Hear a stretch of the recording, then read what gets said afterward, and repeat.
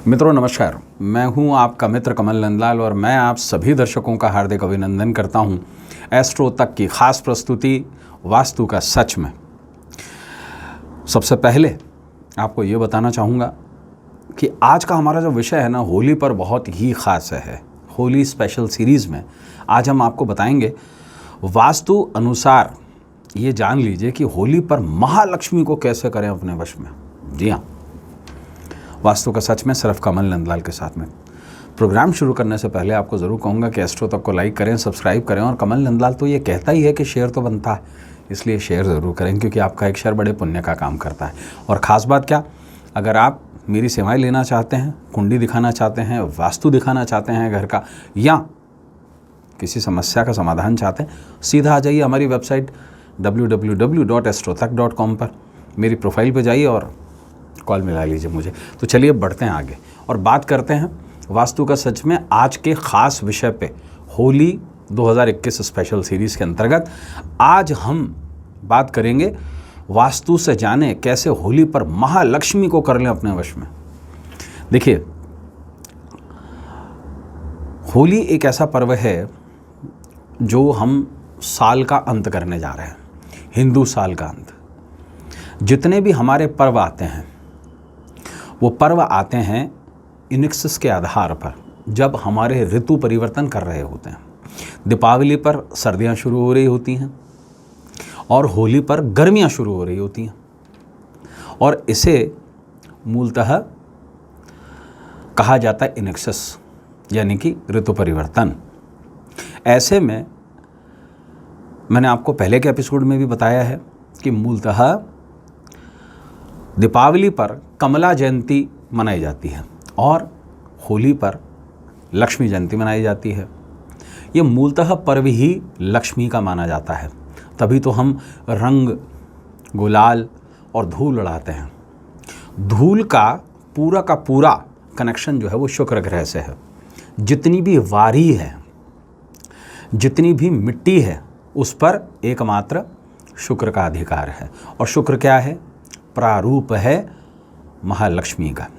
महालक्ष्मी के 8 स्वरूप जैसे बताए गए, उसी प्रकार से होली का जो पर्व है, मूलतः जो जलाने वाली होली है, वो फागुन की पूर्णिमा है, यानी कि आखिरी दिन।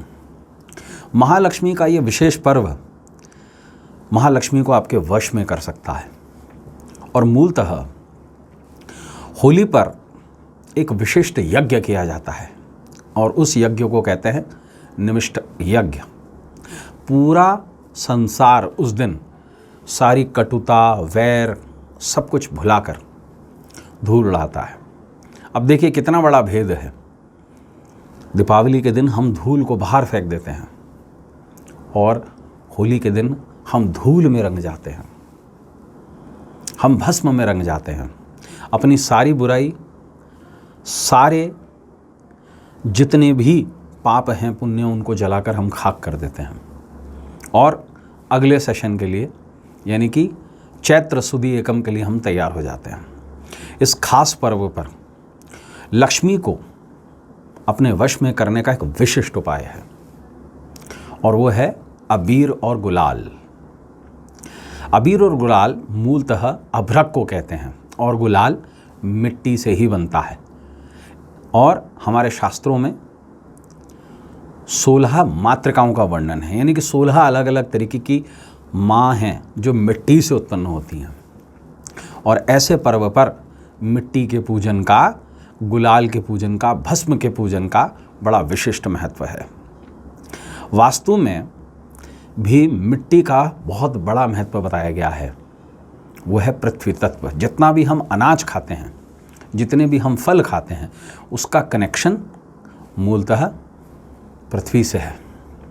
तभी तो हम पंचतत्व पूजन जब रोज़ करते हैं, अग्नि जलाते हैं, दीपक जलाते हैं, उसके बाद धूप बत्ती जलाकर वायु का प्रतिनिधित्व करवाते हैं।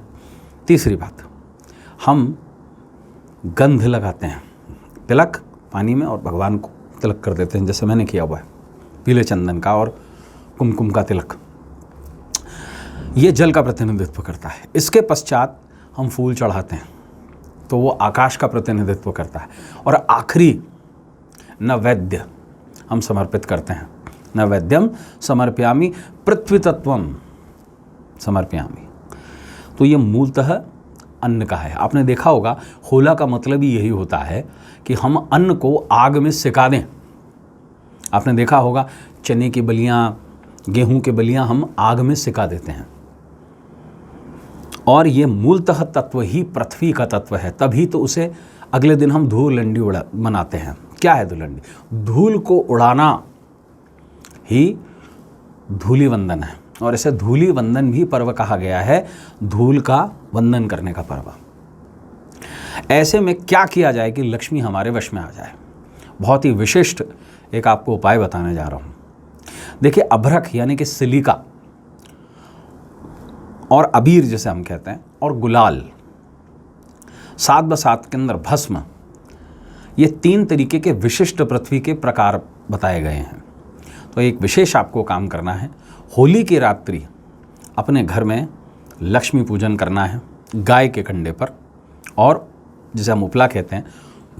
और अगले दिन सुबह विशेष रूप से ओम श्रीम श्रीहे नमः का जाप करते हुए जहाँ पर आपने होली जलाई ली, वहाँ पर थोड़ा सा दूध गिराना है, थोड़ा सा जल गिराना है, अबीर गिराना है और गुलाल गिराना है। और इस राख को, इस मिश्रण को आपको एक लाल वस्त्र में बांध के, और विशेष रूप से इसमें कुछ विशेष सामग्री डलती है। इसके अंदर 16 पीली कौड़ियाँ, जो विशेष तौर से जल का प्रतिनिधित्व करती है। कौड़ी क्या है? समुद्र, और इसे कहा गया लक्ष्मी का सौधर भाई।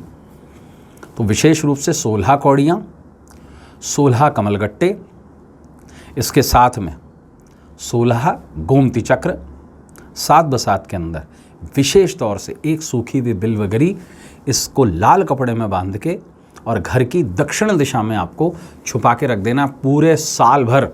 आश्वस्त करता हूँ आपको, क्योंकि लक्ष्मी का जो कनेक्शन है वो दक्षिण दिशा से है, और मूलतः ये आपके वास्तु का करेक्शन करेगा और लक्ष्मी को अपने वश में कर लेगा। तो मित्रों, आज के लिए बस इतना ही।